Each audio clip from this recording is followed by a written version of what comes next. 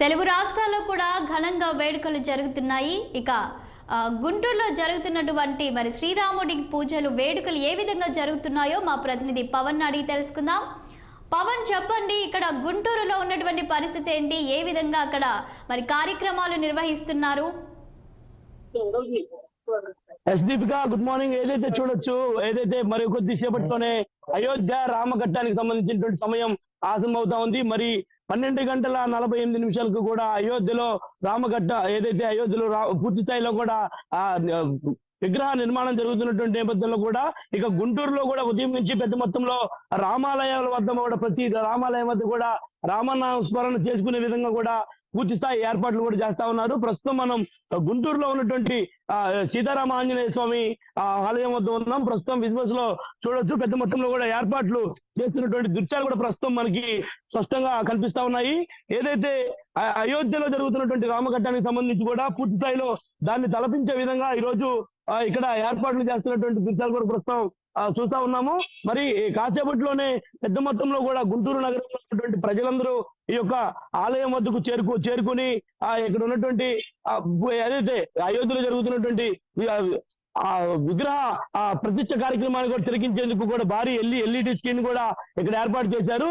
ఏర్పాటు చేయడమే కాకుండా చుట్టుపక్కల ప్రాంతాల నుంచి వచ్చేటువంటి భక్తులకు కూడా ఎలాంటి ఇబ్బందులు లేకుండా కూడా ముందస్తు సౌకర్యాలు చేస్తున్నటువంటి పరిస్థితి కూడా కనిపిస్తా ఉంది.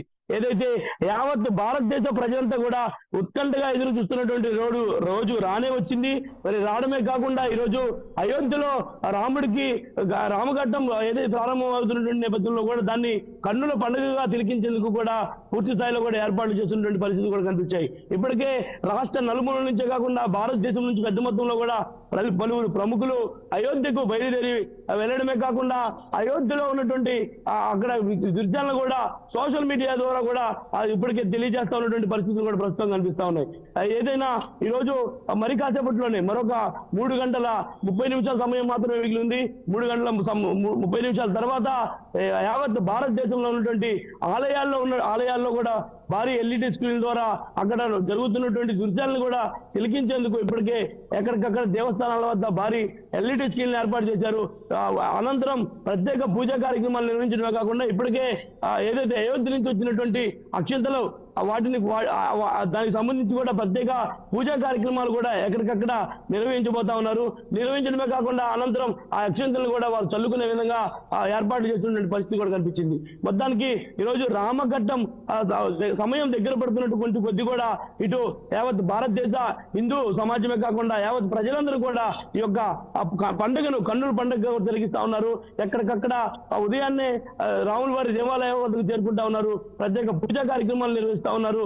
ఏదైనా ఈ రోజు జరగబోయేటువంటి యొక్క మహోన్నతమైనటువంటి కార్యక్రమాన్ని కూడా కనులారా చూసేందుకు కూడా అయోధ్యకు వెళ్ళలేకపోయినప్పటికీ కూడా ఆ యొక్క కార్యక్రమాన్ని ఇక్కడ కన్నుల పండుగగా చూసేందుకు కూడా వస్తున్నటువంటి పరిస్థితి కూడా ప్రస్తుతం కనిపిస్తా ఉంది.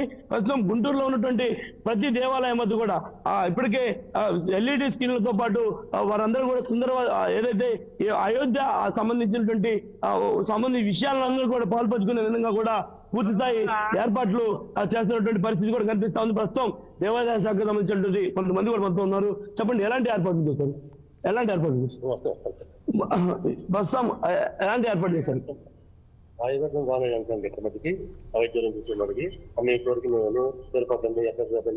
జిల్లాలు పెట్టుకోను అన్ని తిరిగేసి అన్ని ఏర్పాట్లు ఉదయం నుంచి కూడా ఈ యొక్క ఏర్పాట్లను కన్నుల పండుగగా కూడా చేసుకునే విధంగా ఇక్కడ ఉన్నటువంటి దేవదాస కమిటీ సభ్యులంతా కూడా ఏర్పాట్లు చేస్తా ఉన్నారు. ఏదైనా మరి అంటే ఇంకొక గంటన్నర వ్యవధిలో కూడా ఇక్కడికి పెద్ద మొత్తంలో కూడా ప్రజలు వచ్చేటువంటి అవకాశం అయితే ఖచ్చితంగా కనిపిస్తా ఉంది.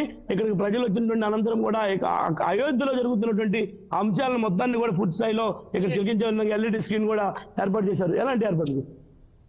ఇక్కడ ఇవాళ భజన కార్యక్రమం 11 స్టార్ట్ అవుతుందండి.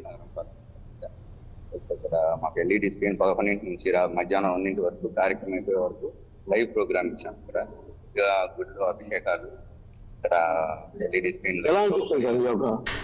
మాకు చాలా ఆనందంగా ఉంది.